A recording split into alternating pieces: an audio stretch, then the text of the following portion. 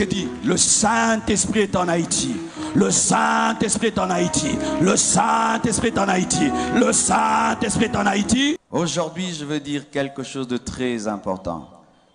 Je vais parler aujourd'hui à la nation haïtienne. Amen. Hein? J'ai reçu un message prophétique pour vous et je prie Dieu que vraiment vous puissiez le capter, le saisir. Pas seulement dire que c'était vrai, vraiment que vous puissiez vous aligner à la parole que Dieu va nous donner ce soir. Amen. Hein? Le thème de mon message ce soir, c'est « En Jésus-Christ, les liens tombent ». Dis ça à ton voisin de gauche, ton voisin de droite, ton voisin de devant, ton voisin de derrière. Seulement ton voisin qui te sourit. Si tu ne te souris pas, tu ne lui dis pas. Puis, nous allons lire la parole de Dieu dans Deutéronome 5, verset 6 jusqu'au verset 9. La Bible dit ceci dans Deutéronome 5, verset 6 à 9. « Je suis l'Éternel ton Dieu, qui t'ai fait sortir du pays d'Égypte, de la maison de servitude. Tu n'auras point d'autre Dieu devant ma face. Tu ne te feras point d'image taillée, de représentation quelconque des choses qui sont en bas dans les cieux, et qui sont en bas sur la terre, et qui sont dans les eaux plus bas que la terre. Tu ne te prosterneras point devant elles, et tu ne les serviras point. Car moi, l'Éternel ton Dieu, je suis un Dieu jaloux, qui punit l'iniquité des pères sur les enfants, jusqu'à la 3e et à la 4e génération de ceux qui me haïssent. » 1 Samuel 12, verset 15, la Bible dit ceci. « Mais si vous n'obéissez pas à la voix de l'Éternel, et si vous êtes rebelles à la parole de l'Éternel, la main de l'Éternel sera contre vous, comme elle a été contre vos pères. » Je suis en train de parler des liens, des liens. Est-ce qu'il y a les liens? Est-ce que ça existe, les liens de famille? Est-ce que ça existe, les liens des nations? Est-ce que ça existe, les liens des continents? Est-ce qu'à cause du péché du Père, Dieu peut frapper le Fils? Est-ce qu'à cause du péché de la mère, Dieu peut frapper la fille? Est-ce qu'à cause des péchés des arrière-grands-parents, Dieu peut frapper les petits-fils? Est-ce que, à cause du péché d'un homme que je n'ai jamais vu, qui a existé 100 ans, 200 ans avant moi, aujourd'hui, ma vie peut être maudite et détruite? Nous allons répondre à cela.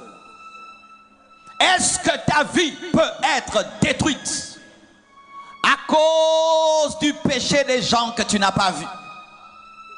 Parce qu'ils ont commis un péché, une abomination, ils ont invoqué des démons. Est-ce que cela détruira ta vie? Est-ce que c'est biblique d'y croire ou c'est non biblique? Est-ce que c'est bien d'y croire ou c'est mal d'y croire?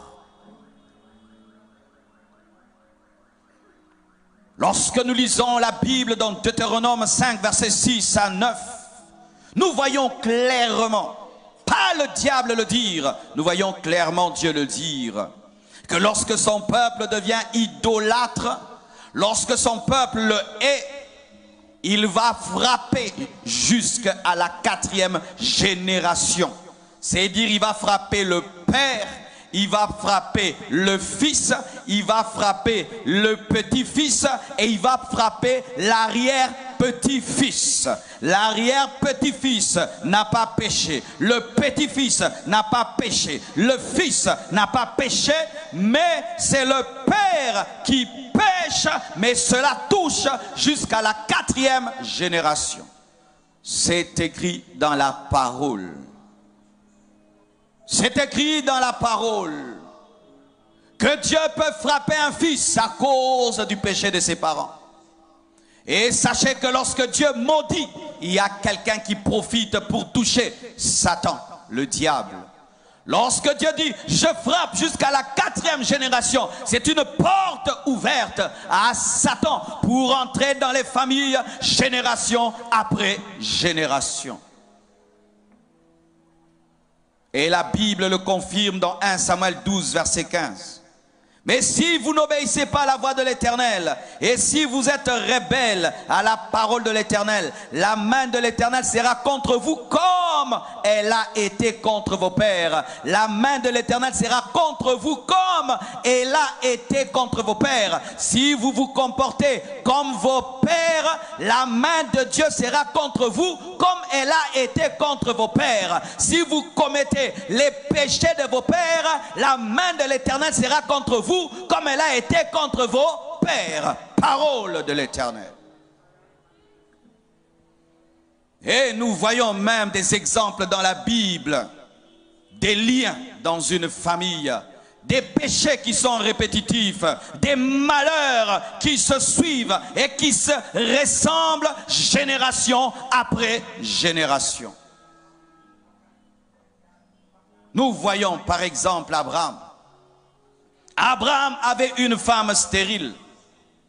Isaac, son fils aussi, avait une femme stérile. Jacob aussi avait une femme stérile. Le grand-père a une femme stérile. Le fils a une femme stérile. Et le petit-fils a une femme stérile. Encore, Abraham, sa femme, était une menteuse, car Dieu lui a dit que tu aurais un enfant, et puis elle a ri. Et quand Dieu lui a dit, elle a douté, et quand Dieu lui a dit, elle a menti. Mais pas seulement Sarah qui a menti. La femme également d'Isaac était une menteuse. Elle a poussé son fils qu'elle aimait Jacob à mentir, à se faire passer pour Ésaü. Et Jacob, la femme qu'il aimait, Rachel, était aussi une menteuse. Elle a volé les fétiches de son père, et quand son père lui a dit de se tenir debout, elle a menti qu'elle était pendant la période de femmes. Des femmes stériles, des femmes menteuses. Nous voyons même Abraham, dans des moments difficiles, a nié sa femme, a dit qu'elle est sa sœur. C'est vrai, c'était sa sœur, mais elle était d'abord sa femme. Il a dit, dis que tu es ma sœur, enfin que j'aie la grâce. Et des temps après, Isaac, dans la même situation, prend aussi sa femme, donne sa femme pour sauver sa vie. Le père se comporte mal et l'enfant, dans les mêmes circonstances, se comporte identiquement comme son père. Comme si c'était entendu. Cela existe. Où tu vois, dans une famille, tout le monde meurt à 50 ans. Tout le monde meurt de la même maladie. Tout le monde ne se marie pas. Et quand on a des enfants, on les a seulement chez papa, chez maman. Personne ne réussit, personne ne finit les études, personne ne perce dans la famille. Il y a un béton spirituel sur toute la famille. Cela existe. J'ai étudié l'histoire d'une famille aux États-Unis, la famille de Whitney Houston. Whitney Houston est une grande chanteuse. Elle fut, paraît-il, une choriste dans l'église. Et puis elle a abandonné Dieu. Elle a commencé à chanter pour le diable. Et cette femme est morte, droguée dans sa salle de bain, dans sa baignoire. Et des années après, sa propre fille aussi est morte comment? Droguée dans sa baignoire, comme maman. Elle est morte de la même manière que sa mère, Whitney Houston, est morte dans une baignoire droguée. Et sa fille aussi est morte dans une baignoire droguée, dans les mêmes situations, dans les mêmes circonstances. La seule différence, c'est que c'était la maman qui meurt d'abord et la fille, mais c'est comme si elle avait choisi de mourir au même endroit que sa maman, comme sa maman. Nous connaissons l'histoire de la famille Kennedy aux États-Unis. Chaque fois qu'ils deviennent grands, ils meurent. Chaque fois qu'ils deviennent grands, ils meurent. Et même aux États-Unis, on appelle ça la malédiction des Kennedy. La malédiction des Kennedy, c'est reconnu même aux États-Unis.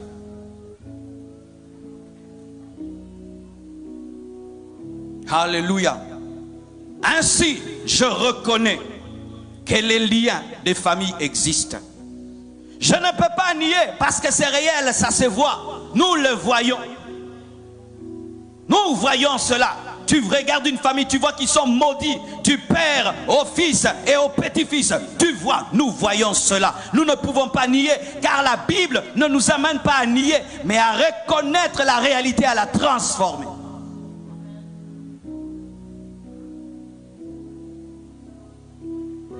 Mais écoutez ce que la Bible dit.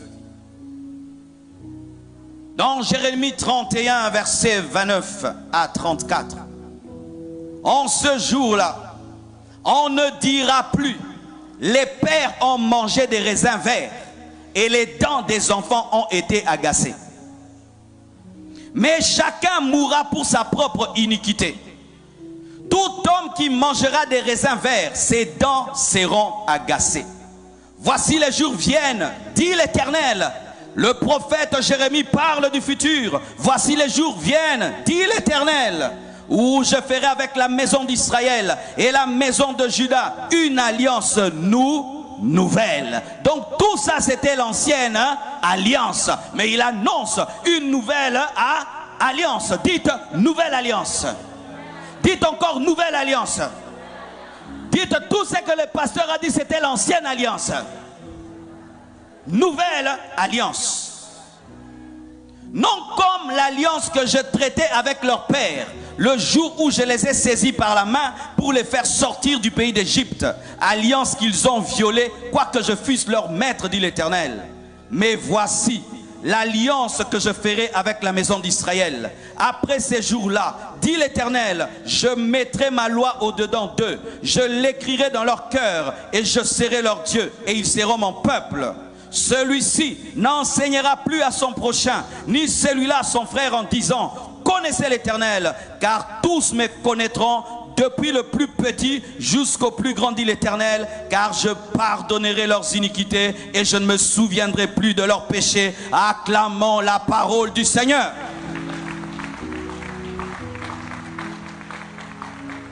Écoutez-moi à présent.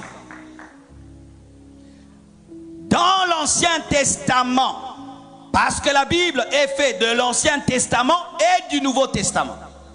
Si tu ne comprends pas la différence entre l'Ancien Testament et le Nouveau Testament, le diable va jouer dans ta vie. Car aujourd'hui, nous avons des chrétiens Ancien Nouveau Testament. Nous avons dans l'église des prédications Ancien Nouveau Testament. Vraiment, j'aimerais que vous puissiez suivre. C'est un message important pour votre nation. Dans l'Ancien Testament, lorsqu'un papa pêche, son enfant est maudit. Dans l'Ancien Testament, tu peux être chez toi à la maison. Quelqu'un est en train d'invoquer le diable et toi tu n'es pas là. Parce que tu as son sang, automatiquement les démons entrent en toi dans l'Ancien Testament. Mais dans la Nouvelle Alliance, la Bible dit, on ne dira plus que les pères ont mangé des raisins verts et cela a agacé les dents des enfants. Ça veut dire, dans le Nouveau Testament, jamais tu ne peux subir la conséquence des péchés de tes parents. Dans le Nouveau Testament, jamais tu ne peux subir la conséquence des péchés de tes arrière-grands-parents. Non, non, non. Donne-moi l'amen, je vais te parler. Jérémie est dans l'ancienne alliance, mais Dieu lui permet d'avoir une ouverture spirituelle pour voir le Nouveau Testament. Il annonce, il y aura des temps où plus jamais Dieu ne frappera jusque dans la 4e génération, mais chacun mangera et chacun vivra la conséquence de ce qu'il a mangé. Jérémie a parlé. Mais malgré qu'il a parlé, les gens continuaient à subir la conséquence des péchés de leurs parents, des péchés de leurs parents. Jusqu'à ce que l'ange Gabriel puisse aller visiter une femme appelée Marie et puisse lui dire qu'elle allait concevoir par la puissance du Saint-Esprit. Et Jésus-Christ est entré dans son ventre. Il a fait 9 mois et il est né. Et lorsqu'il est né, il a fait 30 ans d'anonymat. Et après 30 ans, il est allé au baptême de Jean-Baptiste. Et lorsqu'il est allé au baptême de Jean-Baptiste, Jean-Baptiste l'a regardé, il a dit, voici, voici, voici l'agneau de Dieu qui ôte les péchés du monde. Voici celui qui va inaugurer une nouvelle alliance. Voici, voici, voici, voici celui dont Jérémie avait parlé qui allait amener la nouvelle alliance. Voici l'agneau de Dieu. Jésus prêche la parole, il fait des miracles et des prodiges. Les disciples le voient en train de guérir, de délivrer les malades. Et les gens pensent que c'était seulement pour ça qu'il était venu. Alors qu'il était venu pour quelque chose de plus important, il devait mourir. Il devait mourir sur une croix. Il devait verser son sang, car un agneau doit verser son sang. Il devait mourir à la place de tous les pécheurs. Il devait se faire malédiction pour que en toi, tu puisses vivre la bénédiction. Il est monté à la croix. Moi, je dis qu'il est monté. On ne l'a pas fait monter. Parce qu'il pouvait tuer tous ceux qui le crucifiaient. Je dis il est monté, on ne l'a pas fait monter parce qu'il pouvait brûler la croix. Il est monté, il s'est donné. Pourquoi? Lorsqu'on l'a cherché et il s'est présenté, les gens sont tombés. Mais il les a relevés pour dire arrêtez-moi. Donne-moi un amen. Donne-moi un amen. Je suis venu te présenter l'agneau. Je suis venu te présenter l'agneau de Dieu. Je suis venu te présenter Jésus, l'agneau de Dieu. Oh Seigneur, merci pour l'évangile. Merci pour la nouvelle alliance. Merci pour le Nouveau Testament. Merci pour la croix. Merci pour le sang de Jésus. Merci pour l'œuvre de Golgotha. Jésus monte à la croix. Et la Bible nous dit qu'à la croix, il a dépouillé les autorités et les dominations. Il a dépouillé les autorités et les dominations. Il a brisé la malédiction. Il a brisé les liens. Il a brisé la condamnation. Et il a dit, tout est accompli. Tout est accompli. Tout est accompli. Tout est accompli. Tout est accompli. Il a dit tout est accompli.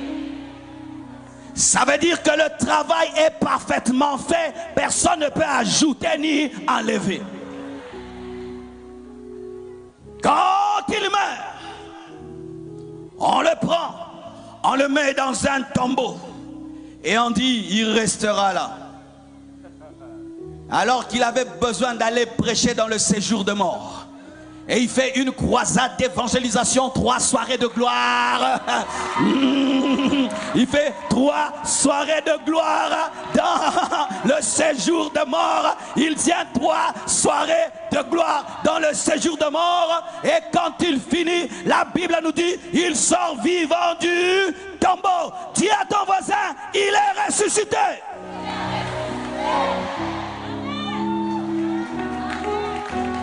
Alors qu'il est en train de monter, il dit, il vous est avantageux que je m'en aille, afin que vienne le Saint-Esprit. Et ses disciples vont dans la chambre haute. Ils attendent le baptême du Saint-Esprit. Et tout à coup, le lieu où ils étaient a commencé à bouger, car le vent de Dieu, le Saint-Esprit, était descendu. Et ces hommes ont commencé à prêcher. Quand ils ont commencé à prêcher, est-ce qu'ils prêchaient à Israël la conséquence de ses péchés lorsqu'ils avaient fait le veau d'or? Est-ce qu'ils disaient à Israël, vous êtes maudits parce que vos parents avaient fait un veau d'or dans le désert? Est-ce qu'ils prêchaient ça? Est-ce que Pierre, quand il a pris le micro, il leur a dit, vous êtes maudits parce que vos pères ont fait un veau d'or dans le désert? Il a présenté Jésus. Il a prêché la repentance en son nom.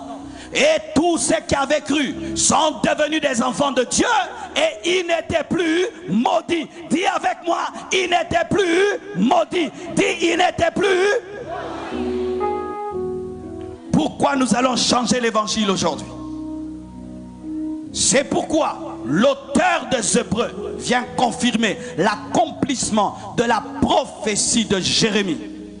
Certains disent que c'est Paul, d'autres disent que c'est Priscille qui a écrit Hébreux. Mais je sais que l'auteur des Hébreux, c'est quelqu'un qui a bénéficié de la Pentecôte. Et Hébreux 8, versets 6 à 13, la Bible dit, mais maintenant, il a obtenu, il s'agit de Jésus, un ministère d'autant supérieur qu'il est le médiateur d'une alliance plus excellente, qui a été établie sur des meilleures promesses. En effet, si la première alliance avait été sans défaut, il n'aurait pas été question de la remplacer par une seconde. Sachez que l'Ancien Testament a été remplacé. Dites remplacé. Dites remplacé. Dites remplacé. Dites remplacé. Qui d'entre vous téléphone encore avec les vieux téléphones? Gring, gring, gring, gring, gring, gring, gring, gring. Qui?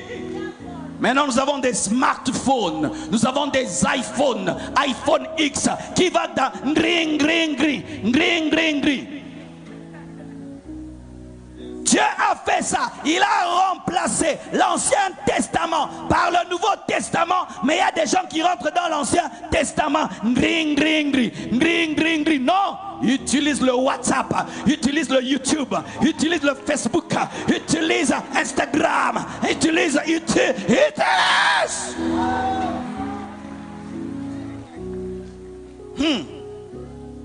Je ferai avec la maison d'Israël et la maison de Juda une alliance nouvelle. En Jésus, bien-aimés frères et sœurs, l'alliance a changé. Et la nouvelle alliance est plus excellente, meilleure que la première alliance. Et moi je peux le dire, mes frères, l'ancienne alliance avait des défauts. L'Ancien Testament avait des défauts. Parce que si ça n'avait pas de défauts, Dieu n'allait pas remplacer. Et c'est vraiment un défaut. Moi je suis ici en train de prêcher.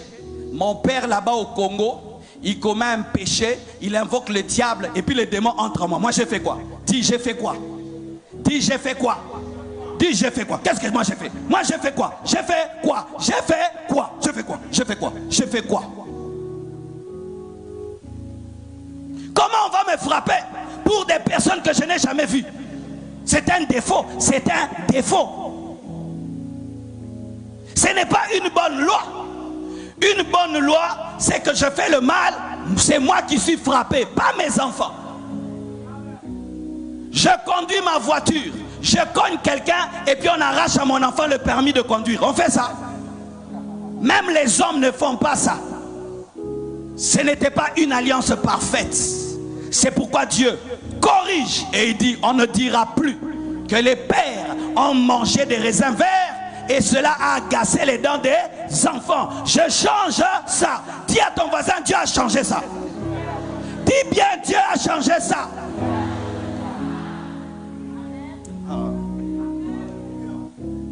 Oh Seigneur Dieu, aide-moi à dire ces choses. Mais pourquoi, mes frères, nous voyons des chrétiens, malgré qu'ils ont cru en Jésus, ils manifestent des liens de famille. Pourquoi nous voyons des chrétiens qui ont la maladie de leur famille, les défauts de leur famille, la malédiction de leur famille? Est-ce qu'il y a une contradiction entre la Bible et notre réalité? Écoutez ceci, mes frères. Lorsque tu n'as pas reçu Jésus, tu es dans l'ancienne alliance. L'ancienne alliance est sur toi. La nouvelle alliance ne commence que lorsque tu crois en Jésus. Tout ce que j'ai prêché, si tu n'as pas Jésus, sache ceci: tu subiras à coup sûr la conséquence des péchés de tes arrière-grands-parents. Quiconque est ici et n'a pas donné sa vie à Jésus, lorsque ton père pêche, ça te touche. Pourquoi? Tu es toujours dans l'Ancien Testament. Si ton père maintenant va chez un prêtre vaudou, il te donne là-bas, tu vas être donné quand tu es un païen. Un païen est un homme animal. Il est comme une poule. La poule, on la mange quand on veut. La poule, on la mange quand on veut. Quand tu n'as pas Jésus, tu es un poulet, tu es comme un cochon, tu es comme une chèvre qu'on peut couper quand on veut. Tu es en danger. Dis à ton voisin, tu es en danger.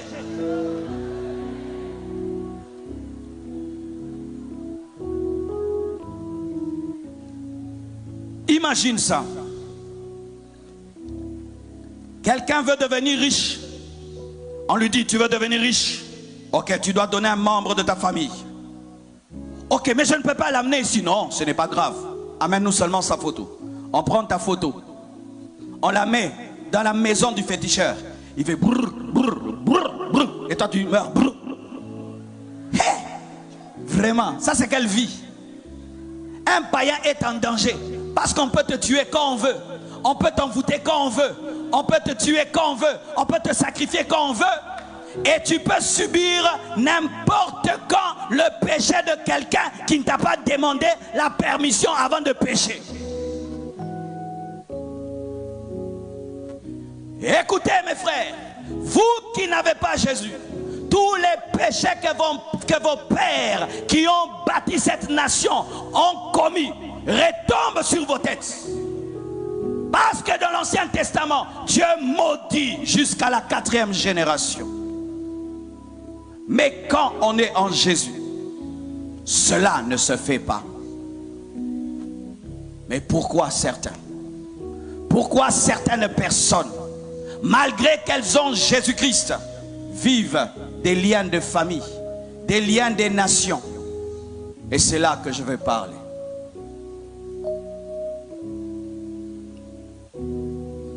Je me suis un peu renseigné sur l'histoire de votre nation. Parce que vous savez, avant de venir en Haïti, les gens nous parlent de beaucoup de choses. Vaudou, vaudou, tout. Alors j'ai dit non, moi j'aimerais un peu comprendre c'est quoi tout ça. Je me suis renseigné. Et peut-être je n'ai pas tout bien saisi. Mais dans votre histoire, on parle d'un homme qui s'est rébellé contre l'homme blanc, qui s'appelait Ouverture, je crois. C'est ça? Toussaint l'Ouverture. C'est ça? Toussaint l'Ouverture. Quel beau nom. Et un autre qui s'appelait Dessalines. Et on parle aussi que vos arrière-grands-parents ont fait une réunion dans un bois du Caïman. Ah, j'ai bien fait mes devoirs. 10 sur 10. Merci. Et puis, ils ont tué un cochon. D'autres disent que ce n'était pas un cochon, c'était un homme. Et puis, ils ont bu son sang. Ils ont invoqué le diable. Et ils ont dit, donne-nous la force d'aller combattre. Et ils sont allés combattre. Et il paraît, depuis ce temps-là, Dieu vous a frappé. Depuis ce temps-là, votre nation a été livrée au diable et aux puissances des ténèbres. Depuis ce temps-là, des catastrophes vous arrivent, la terre tremble, le malheur, depuis ce temps-là. Mais qui était là? Qui a demandé ta permission pour boire le sang d'un cochon ou d'un homme? Ils ont mangé des raisins verts. Mais toi, aujourd'hui, tu as Jésus. Est-ce que tes dents seront agacées? Est-ce que tes dents seront agacées? Soyons bibliques. Est-ce que vos dents seront agacées? Donne-moi la main, je vais te parler. Tu sais, quand on répète trop un mensonge, il devient la vérité. Vous êtes maudits parce que vos parents ont mis le sang. Vous êtes maudits à force d'écouter. Tu commences à dire, je suis maudit, je suis maudit, je suis maudit, nous sommes maudits et vous serez maudits. Vous n'êtes pas maudits, vous n'êtes pas maudits, vous n'êtes pas maudits, vous n'êtes pas maudits. Ce n'est pas la Bible. Où est la place de la croix? Où est la place du sang de Jésus-Christ? Oh, donne-moi la main. Entre le sacrifice que vos parents ont fait, le sang qu'ils ont bu et le sacrifice de Jésus qu'il a fait avant, Jésus est mort avant tout ça. Mais pourquoi vous croyez plus en ce sang qu'ils ont bu, mais vous ne croyez pas au sang de l'agneau?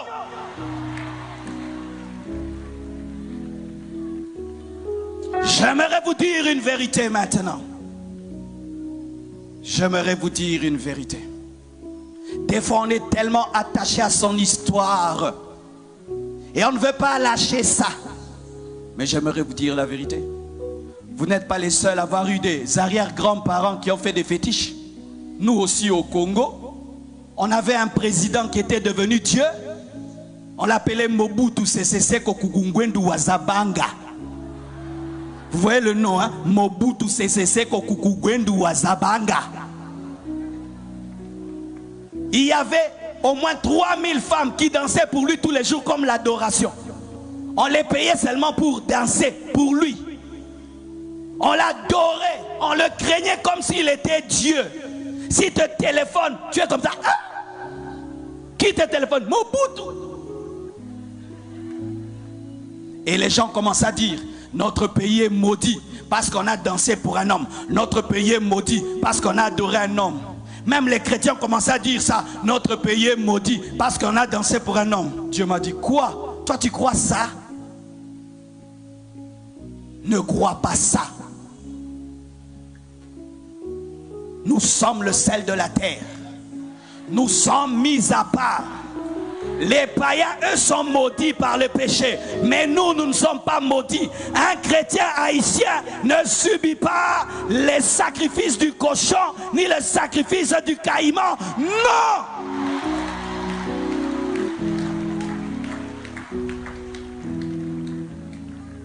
Pourquoi, malgré ce que Jésus a fait, vous vivez les malédictions?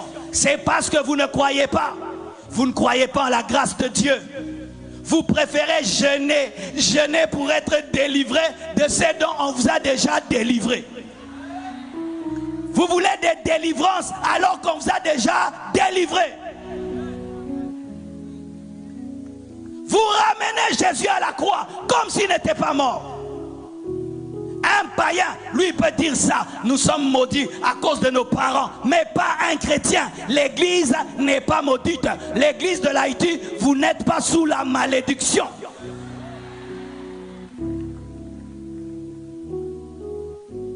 Mais à force de le dire, c'est que vous ne savez pas.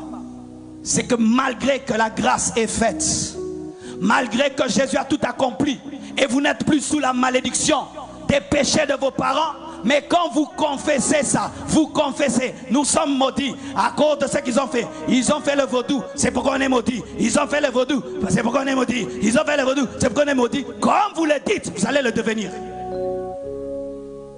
La confession amène la création. Dieu dit, je ferai dans vos vies ce que vous direz dans mes oreilles. La vie et la mort sont au pouvoir de la langue. Quand je survolais votre nation, Dieu m'a parlé. Les gens me parlaient des choses. Oh, vaudou, vaudou. Dieu m'a dit, arrête de me parler de ça. Vois ma présence en Haïti. Au lieu que je voie le vaudou, j'ai dit, le Saint-Esprit est en Haïti. Le Saint-Esprit est en Haïti. Le Saint-Esprit est en Haïti. Le Saint-Esprit est en Haïti. Et depuis que je suis ici, même pas un seul démon ne m'a attaqué.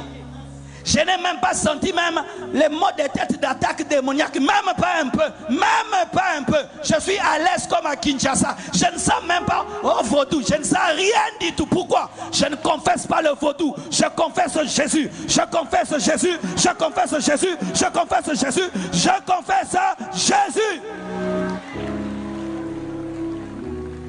Pourquoi vous donnez autant de puissance au vaudou? Pourquoi vous donnez autant de puissance à ce que vos parents ont fait, alors que Jésus a fait plus que ce que vos parents ont fait?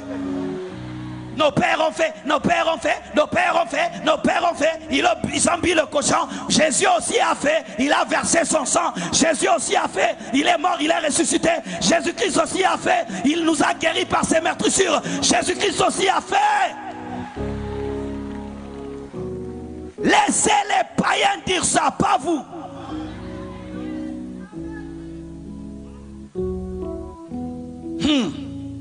Donne-moi la main, je vais parler. Vous savez, mon pays s'appelle RDC. Et on a abrégé ça. République de la danse et de la chanson.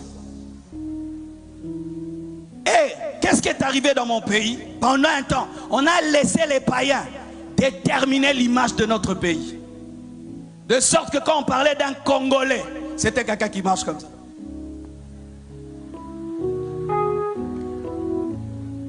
Qui met le pantalon jusqu'ici, qui danse très très bien. De sorte que si tu es Congolais, dis, tu es Congolais, oui. Ah, tu sais danser. Tu es Congolais, tu sais danser. Qui te dit que tous les Congolais dansent? Tu es Congolais, ah, tu dois être un aventurier. Tu es Congolais, tu dois être un escroc. Je dis, moi, je vais changer ça. Je vais te démontrer qu'on peut être un Congolais, on est différent. Je viens du Congo. Je ne suis pas un aventurier. J'ai refusé d'être l'ambassadeur de ces bêtises-là. Je ne suis pas l'ambassadeur de la danse. Je ne suis pas l'ambassadeur de la sape. Je suis l'ambassadeur de Dieu. Et ainsi, si tu entends ça du Congo, les gens dansent et chantent. Quand tu vas venir au Congo, tu chercheras à voir des gens qui marchent comme ça. Tu es étonné, les gens marchent normalement. Oh, tu dis, maman, dis là-bas, les gens marchent comme ça. Tu trouves les gens marchent normalement. Et puis tu trouves aussi des Congolais qui n'aiment pas danser. Oh, mais danse, non. Oh, moi j'aime pas danser. Qui t'a dit ça?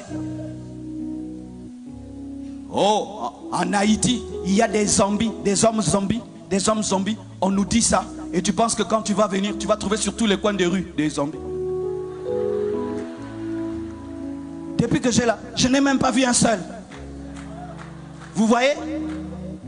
Une petite chose, on en parle tellement, et puis au lieu que vous deveniez la nation de Jésus, vous devenez la nation des zombies. Non, vous n'êtes pas la nation des zombies. Non, vous n'êtes pas la nation du vaudou. Non, arrêtez de dire ça. Arrêtez ça.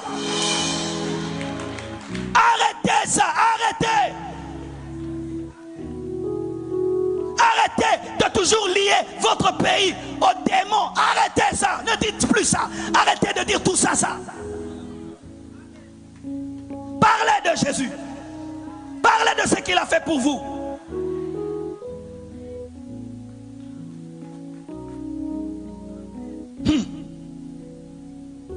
Écoutez ceci. La grâce, des fois, elle est difficile à recevoir. Ah oui, vous savez ça? Si tu dis à un homme, tu veux devenir riche? Ok. Lève les mains seulement et dis, je suis riche. Et tu dis, oh pasteur, je dois souffrir. Je dois souffrir. C'est pourquoi Jésus te dit, si tu crois en moi, la malédiction de la famille est brisée. Oh, facile comme ça. Je n'ai pas jeûné 70 jours. Je n'ai pas pleuré. Oh non, non, non. Moi, je suis toujours lié. J'ai les liens de la famille. Vous avez du mal à recevoir la grâce parce que vous aimez souffrir. Vous préférez qu'on puisse marcher sur vous pour la délivrance. Qu'on puisse faire tourner à gauche, à droite. Qu'on puisse vous faire boire de l'eau. Et là, je suis délivré. Non, Jésus a tout accompli. Tu reçois tout par la foi. Tu reçois tout par la foi. Tu reçois tout par la foi. Tu reçois tout par la foi. Tout par la foi.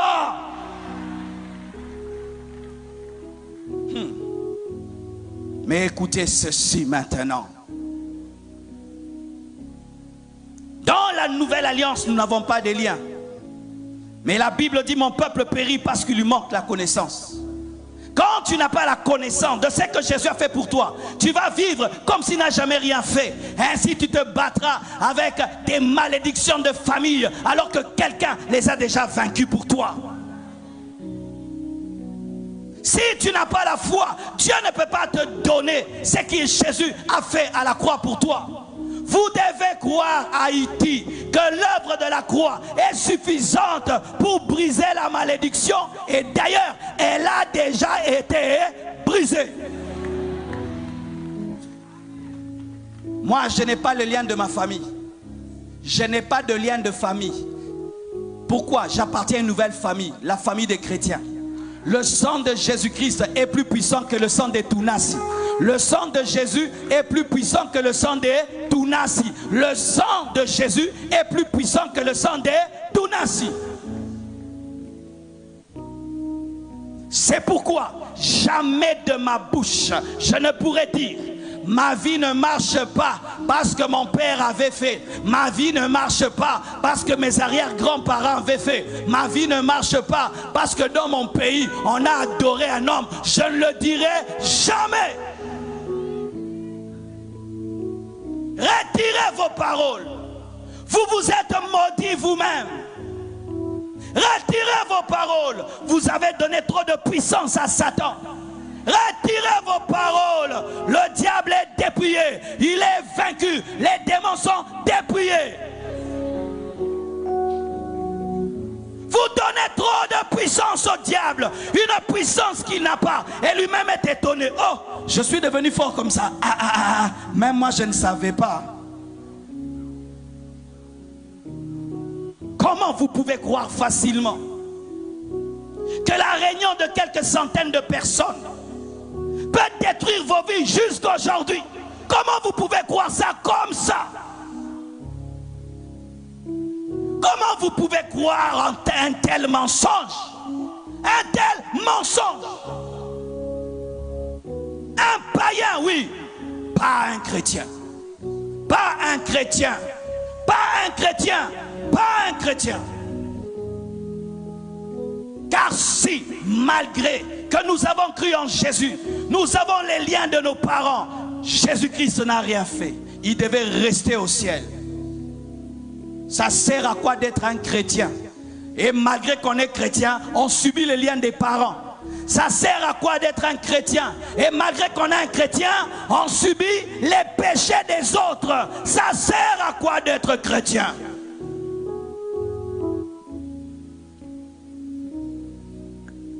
Sortez de cette doctrine. Sortez de ces faux enseignements, de ces faux enseignements. Sortez de cette fausse croyance. Sortez de là. Car des fois, l'homme aime toujours trouver des faux fuyants pour ne pas se battre dans la vie. Pourquoi tu ne réussis pas? Nos arrière-parents, ils avaient commis des péchés. C'est pourquoi je n'avance pas. C'est pas ma faute. C'est eux, ils avaient commis des péchés. Pour tout ce qui t'arrive, ce n'est pas nous, ce sont nos arrière-grands-parents. Pourquoi ta vie ne réussit pas? Ce n'est pas moi, ce sont nos arrière-grands-parents. Et les arrière-grands-parents des Américains. Les arrière-grands-parents des Américains. Ils ont péché plus que les arrière-grands-parents des Haïtiens. Les plus grands Illuminati au monde, c'est qui? Des Haïtiens? Ce sont des Américains, mais ce sont des milliardaires, ce sont des millionnaires, mais malgré que leurs grands-parents sont les plus grands sorciers au monde. Les plus grands sorciers du monde ne sont pas des Haïtiens, ce sont les Américains. Ce sont des grandes familles qui dirigent le monde, qui tuent les gens dans le monde entier, provoquant des guerres, établissant des dictateurs. Mais malgré cela, il y a des chrétiens qui sont des milliardaires. Tu as déjà entendu un chrétien américain, on lui dit, pourquoi ta vie n'avance pas? C'est à cause de la franc-maçonnerie. Tu vois, l'Amérique, c'est le siège de la franc-maçonnerie. C'est pourquoi j'avance pas. Tu vois, le Capitole, il y a des signes sataniques. Tu vois, aussi, tu regardes l'Obélix, des signes sataniques. C'est pourquoi ma vie avance pas. Tu as déjà entendu un Américain dire ça? Leurs parents n'ont pas commis de péché. Ils commettent le péché jusqu'à aujourd'hui. Jusqu'à aujourd'hui. Tu prends un avion, tu décolles, tu survoles Washington. C'est tracé comme un pentagramme. Leur dollar contient une pyramide démoniaque. Vous, c'est dans les passés. Eux, jusqu'aujourd'hui. Leur monnaie contient un signe des Illuminati. Mais aucun chrétien américain dit j'échoue parce que les billets que je touche est démoniaque. Les billets même que je touche est démoniaque. Comment je vais réussir? Même les billets que j'ai touchés démoniaque. Malgré ça, ils touchent ce billet, ils bénissent ce billet, ils font les affaires avec ce billet, ils investissent ce billet, ils deviennent riches, ils deviennent puissants, ils servent Dieu. Arrêtez cela. Arrêtez cela. Pour un cochon seulement qu'on habille. Un cochon, pas des trois, un cochon.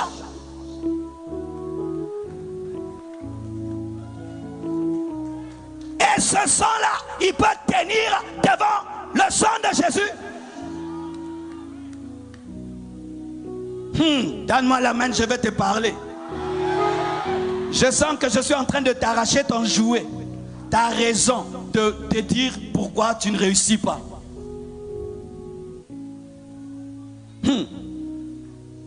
Il y a des nations dans lesquelles leurs parents disent que Dieu n'existe pas. Tu vas dans certaines nations en Europe, on dit que Dieu n'existe pas. Ce sont même des nudistes. Tu vas à la plage, ils nagent nus. Mais ils sont riches, ils sont prospères.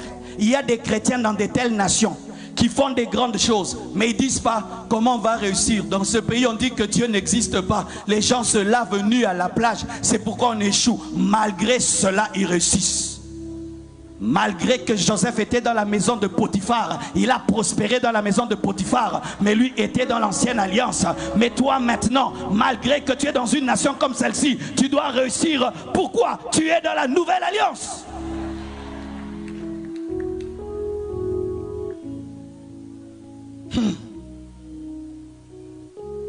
Voici, avons compris, parce qu'aujourd'hui nous allons seulement prier pour la nation et changer nos paroles. La Bible dit: votre ennemi, le diable, rôde comme un lion rugissant, cherchant qui il va dévorer. Cette parole n'est pas donnée aux païens, elle est donnée aux chrétiens. En Jésus, les liens de famille tombent. En Jésus, tu n'es pas maudit. En Jésus, Dieu ne te frappe pas parce que ton père a péché. Mais sache que tu dois garder ta maison fermée pour que l'ennemi qui rôde ne puisse pas entrer. Écoutez mes frères et sœurs. Lorsque vous voyez la grâce être donnée, mais les gens ne vivent pas la grâce, regardez en eux, ils vivent mal par rapport à la grâce. Lorsque cette jeunesse haïtienne, vous vous livrez à l'homosexualité, comment vous allez vivre la grâce de Dieu?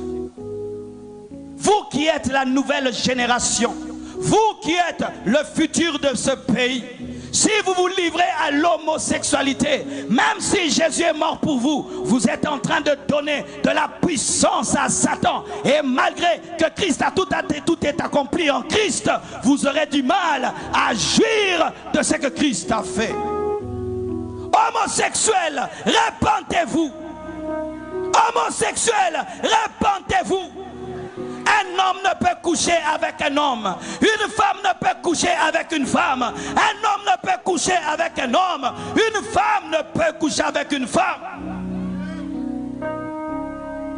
En soi, le problème, ce n'est pas ce que vos pères ont fait. Le problème, ce n'est pas dans votre passé. Le problème, c'est dans le présent. Nous aimons toujours fixer le problème dans le passé. Le problème, c'est dans le présent. Comment vivez-vous? Comment recevez-vous la grâce de Dieu? Comment recevez-vous la parole de Dieu? Comment recevez-vous tous ces messagers de Dieu qui viennent vous parler? Vous écoutez, vous dites c'est bien, mais vous rentrez dans vos péchés.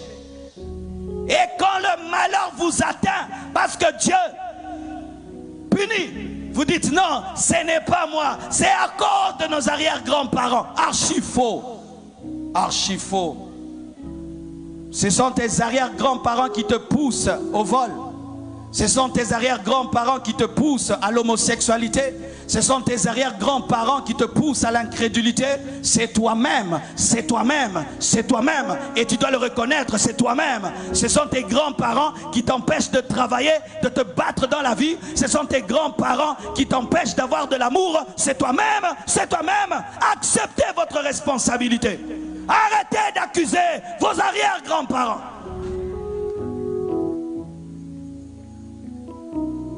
Aujourd'hui dans notre pays, si le Congo est par terre, on va dire c'est Mobutu. Non, Mobutu est mort. C'est nous-mêmes, les Congolais d'aujourd'hui. C'est nous, nous-mêmes. On n'aime pas notre pays, on détruit notre pays. Ce n'est pas Mobutu, c'est nous-mêmes. Alléluia. Assumez vos responsabilités face à votre destinée. Et arrêtez d'accuser des personnes mortes.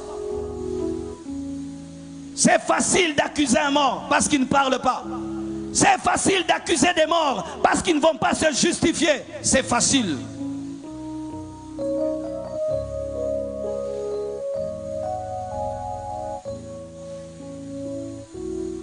Écoutez mes frères et sœurs.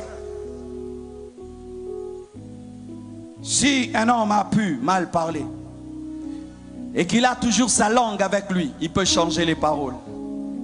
Et aujourd'hui, tu vas changer les paroles. Tu vas dire, je ne suis pas maudit.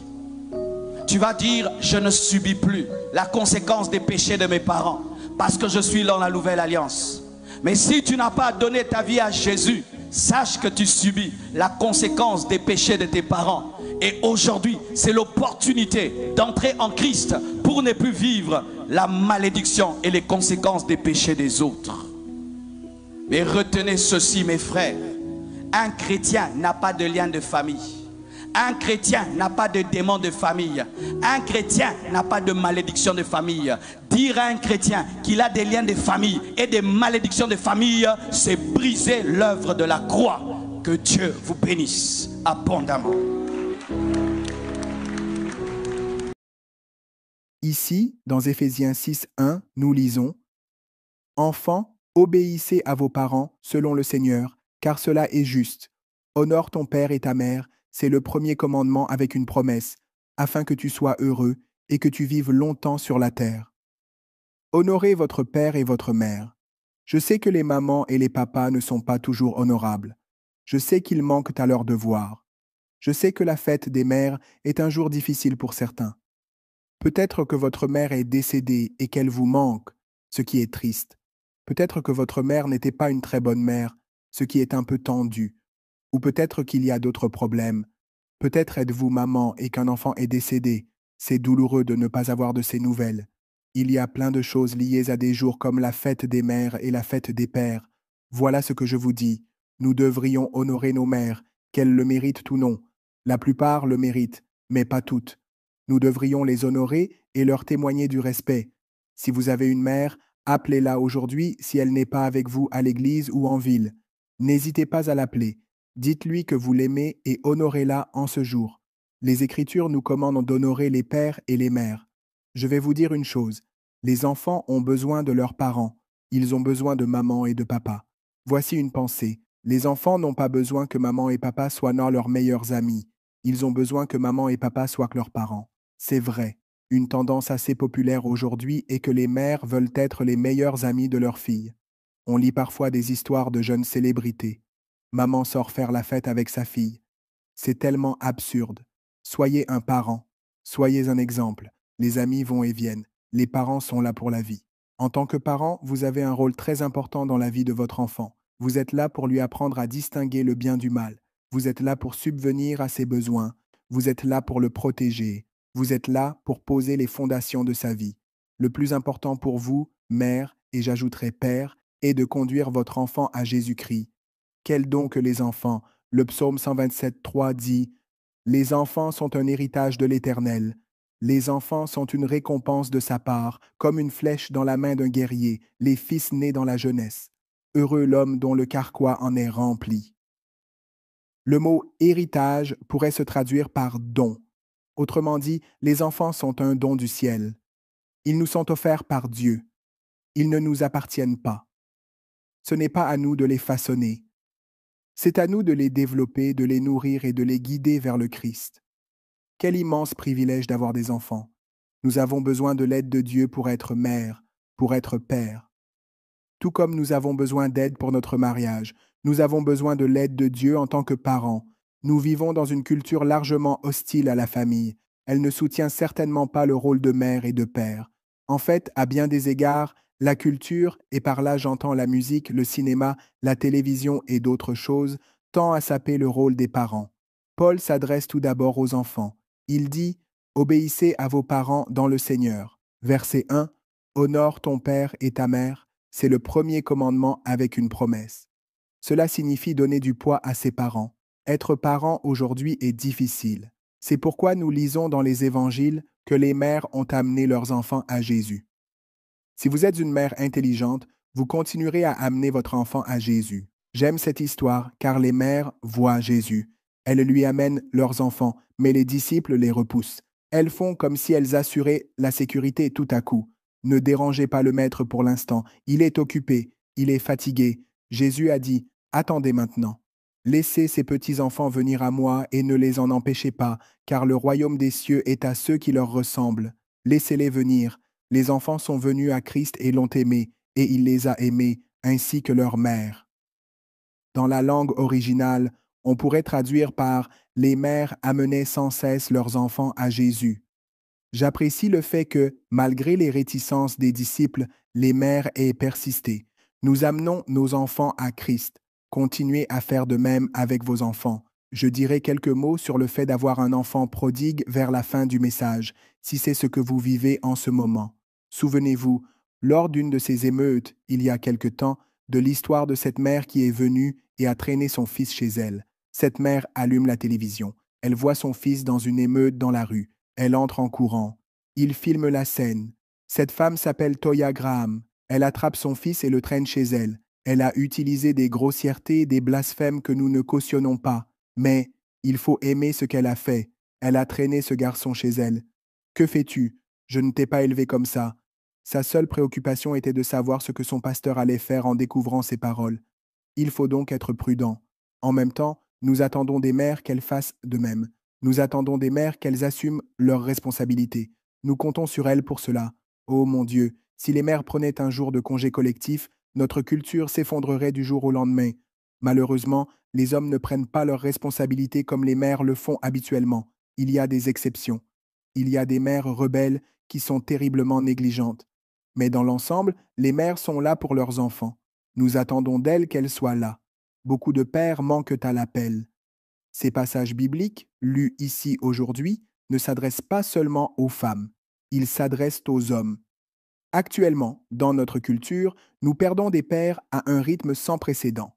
Un expert a déclaré que nous risquons de devenir une société sans père. Votre rôle est important, alors soyez-y fidèles. Voici ce que nous devons faire et ne pas faire en tant que parents. Verset 4. N'irritez pas vos enfants. Le mot irriter signifie les mettre en colère. En fait, le mot irriter désigne un traitement répété qui provoque chez l'enfant colère et ressentiment jusqu'à une hostilité totale. Comment provoquerions-nous nos enfants? Une façon de les irriter ou de les provoquer est de favoriser un enfant plutôt qu'un autre. Les experts affirment que les effets du favoritisme parental non maîtrisé peuvent être durables. Une étude a montré que les frères et sœurs qui sentaient que leur mère favorisait ou rejetait systématiquement un enfant plutôt qu'un autre étaient beaucoup plus susceptibles de souffrir de dépression à l'âge mûr. Les enfants moins favorisés nourrissaient également de la rancœur envers leurs parents ou leurs frères ou sœurs préférés. Vous voyez, c'est important. Ne favorisez pas un enfant plutôt qu'un autre. Et d'ailleurs, les enfants le savent quand vous avez un favori. Tu n'es pas aussi intelligent que tu le penses.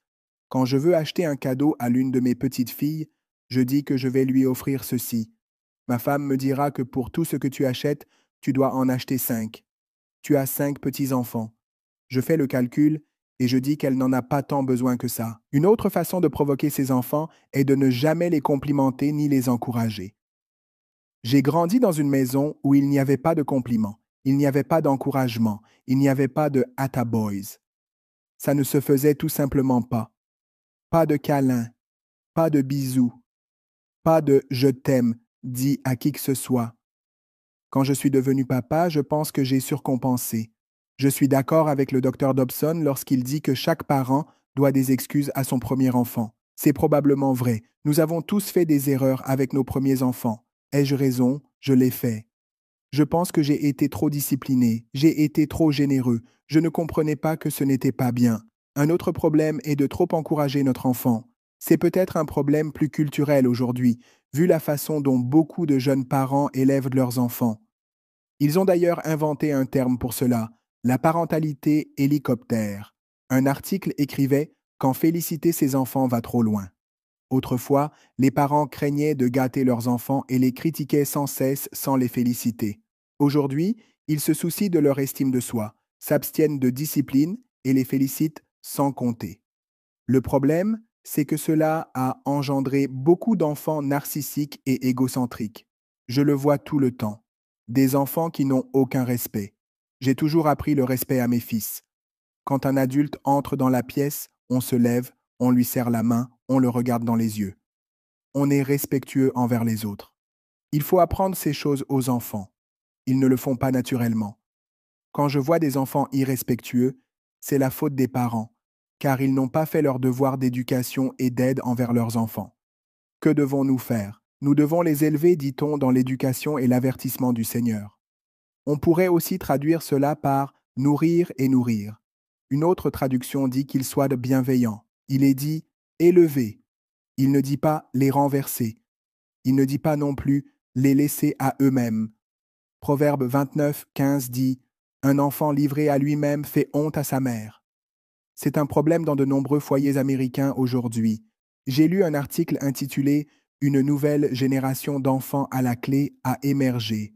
Un enfant à la clé est un enfant qui va à l'école, rentre à la maison et reste seul pendant des heures jusqu'à ce que papa ou maman rentre.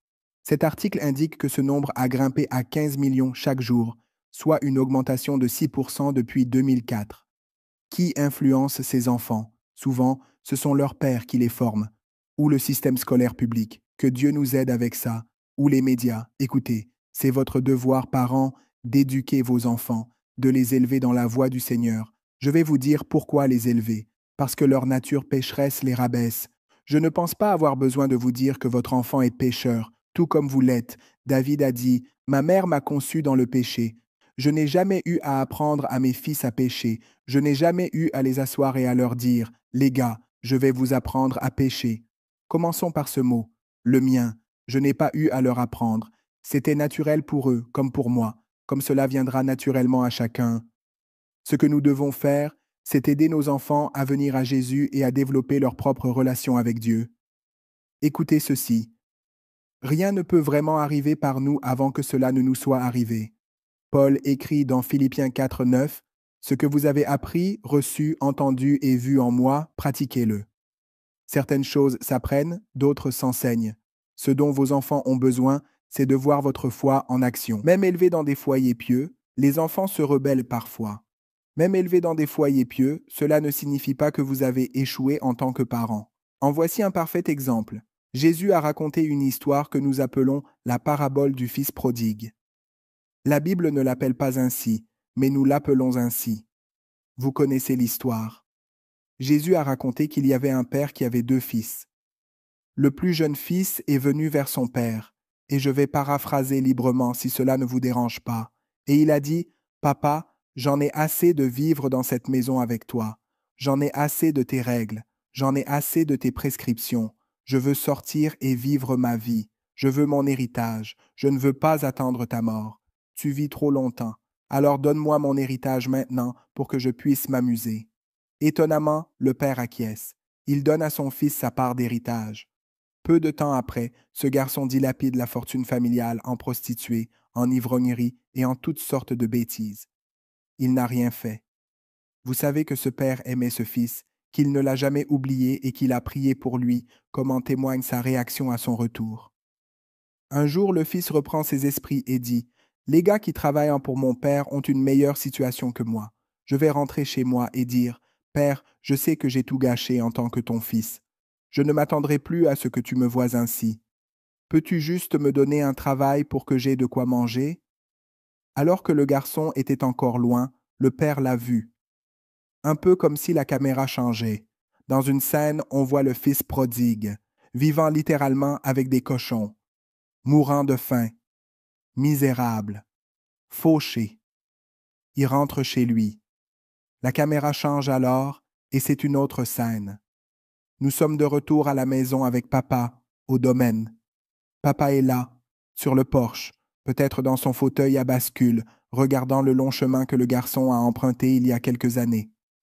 Le père voit le fils.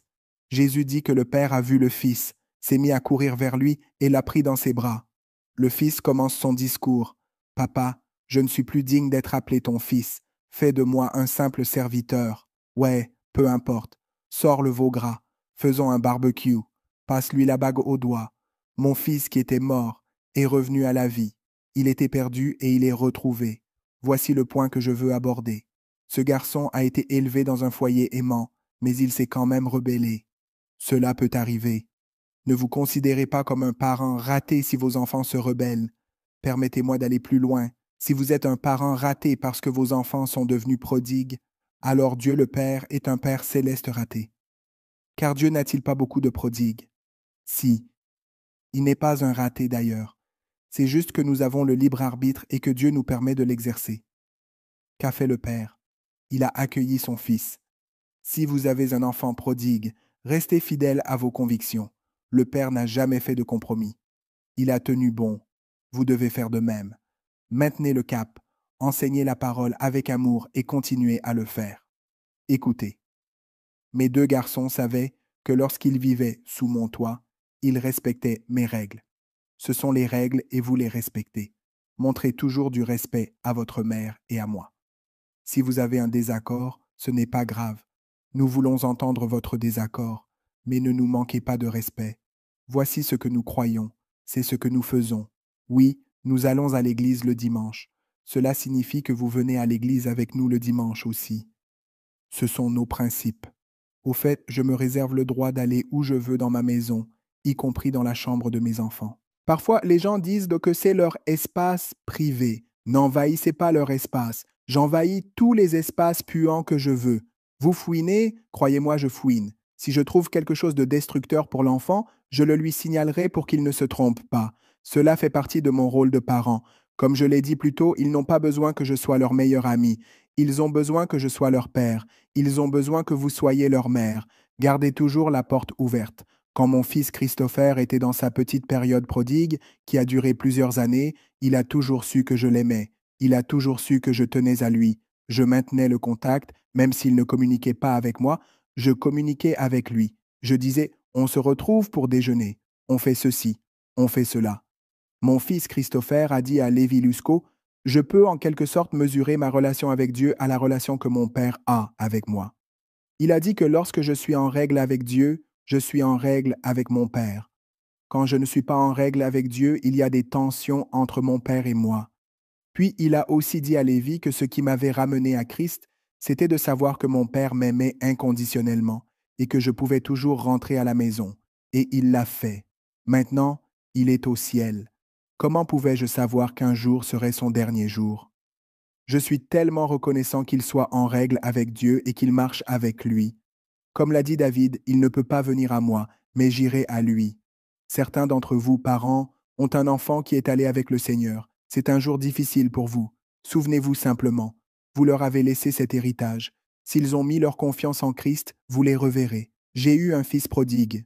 Vous voulez savoir une autre chose folle pour conclure? J'ai eu une mère prodigue aussi. Ma mère a été élevée dans l'Église. Elle allait dans une petite église baptiste avec sa famille, le clan McDaniel à Friendship, en Arkansas, tous les dimanches matins, tous les dimanches soirs, tous les mercredis soirs. Ma mère avait un sérieux problème de drogue. On la droguait pour aller à l'église le matin, le soir et en milieu de semaine. Elle s'est rebellée. Elle a fui sa foi et a vécu sa vie de folie. J'ai suivi les aventures de Charlène, c'était son nom. Et puis, bien sûr, la dernière chose à laquelle elle aurait pensé, son propre fils est devenu chrétien. Et pire encore, pasteur. C'était toujours difficile d'avoir cette conversation avec ma mère sur les questions spirituelles. Chaque fois que j'abordais le sujet, elle répondait « Je ne veux pas en parler ». Un jour, alors que j'allais à l'église, je me suis senti poussé par le Seigneur à aller parler de son âme avec ma mère. Elle a maintenant 70 ans. On dirait bien qu'elle en a 90. Les conséquences de son mode de vie l'avaient rattrapée. L'alcool et le tabac avaient ravagé son corps. Elle était sous dialyse 3 fois par semaine. J'ai ressenti très fortement que je devais lui parler. Je suis allé chez elle. Elle était seule. Je me suis assise. Je lui ai dit « Maman, je veux te parler de ton âme. » Elle a répondu « Je ne veux pas en parler. » J'ai dit « Aujourd'hui, on va en parler. » Cette conversation l'a amenée à réengager sa vie envers le Seigneur. Maintenant, elle est au ciel. Je sais que je la reverrai. Toutes les ressources de l'enfer sont conçues pour démanteler la famille. Émasculons l'homme. Prenons une de ces femmes qui aiment si beaucoup parler. Amen à toutes les femmes noires. Amen. Je vous embrasse tous. Oh non, tu ne l'as pas fait. Pourquoi ne parles-tu pas aussi de ces femmes blanches et des hispaniques? Non, non, non, papa, on va faire comme ça. Tu dois m'écouter. Tu dois m'écouter. Je ne suis pas obligé de t'écouter. Non. Tu sais d'où ça vient? Voici ce que dit la Bible. Dans Genèse 3, Johnny, c'est tellement... Je ris, j'essaie de me concentrer. Dans Genèse 3, quand le serpent a trompé Ève et Adam, voici ce qui s'est passé. La Bible dit que c'est très grave. Le verset 8, Genèse 3, 8, écrit ça. Maintenant, laisse-moi t'aider à comprendre quelque chose. Cette question n'était pas pour Dieu. Dieu savait exactement où était Adam. Il voulait qu'Adam sache que je sais que tu n'es pas à ta place. Sais-tu que tu n'es pas à ta place? Une seule interaction avec l'ennemi nous fait perdre la domination, et non seulement la domination, mais nous voilà maintenant dans le jardin que Dieu a créé pour nous, marchant dans la honte. Combien d'entre nous vivent dans ce que Dieu nous a planté, et à cause d'expériences passées, à cause de mauvaises pensées, nous marchons vaincus, nous marchons sous le poids de la vérité divine, parce que nous avons laissé le mensonge de l'ennemi imprégner et prendre le dessus sur la vérité divine proclamée sur nos vies. Dieu dit, « Adam, où es-tu » Il dit, « Je me suis caché parce que j'étais nu. » Et Dieu dit, « Qui t'a dit que tu étais nu ?» Ce que Dieu dit, c'est, « Qui t'a dit et t'a donné une fausse réalité? Qui t'a dit quelque chose que je ne t'ai pas dit? Et pourquoi as-tu pris cela pour la vérité alors que tu marchais avec moi dans le jardin? Je vais quelque part. » Car dans Genèse 2, 25, il est dit, « Et l'homme et sa femme étaient tous deux nus et sans honte. » Il ne s'agit pas de vêtements, il s'agit de dévoilement spirituel. Nous étions dévoilés. Je pouvais tout dévoiler à Ève de moi-même, sans honte. Je pouvais lui montrer mes faiblesses sans honte. L'ennemi vient semer la honte, car la honte nous pousse à nous couvrir. Et quand nous devons nous couvrir, nous masquons déjà une part de nous-mêmes que l'autre personne de notre vie était littéralement appelée à investir ou à valoriser. Cacher nos faiblesses ne fait que retarder la beauté de Dieu qui unit deux personnes et elles ne feront plus qu'une. On ne devient plus un en se mariant. C'est un processus de transformation qui dure toute une vie. C'est la volonté de Dieu. Cela ne se fait pas du jour au lendemain et à force de regarder la télévision et d'écouter les mauvaises voix, nous supposons que cela est censé se produire dans 5 ou 10 ans. Comment se fait-il que tu aies vécu seul pendant un certain nombre d'années et que, tout d'un coup, tu t'attendes à être en harmonie avec cette autre personne dans 1 an, 2 ans, 5 ans, 10 ans, et l'ennemi compte sur ton impatience et ton incompréhension du mariage pour t'en sortir? On doit se battre pour ça, car l'ennemi a été très discret pour briser des mariages et faire entrer en douce des femmes inconnues, des hommes impies, des chuchotements et des médisances. Et je lis ce démon au nom de Jésus. Il n'y a pas de parfum aussi bon, homme de Dieu. Va-t'en. Demande au Seigneur de te montrer à quoi elle ressemble dans l'esprit pour que tu puisses voir ce que c'est, pas son odeur. Certains d'entre vous me regardent comme si j'étais tellement en colère contre eux que j'étais prêt à partir. Enfin, peut-être que c'est quelque chose que tu dois confesser à Dieu parce que tu ne m'en veux pas vraiment. Je ne sais pas ce que vous vivez, mais nous allons nous battre pour le mariage ici et pour la famille ici. Tant de gens traversent la vie malheureux, insatisfaits, qui n'ont jamais réglé leurs problèmes. Et Dieu dit, nous devons nous battre pour cela ce soir.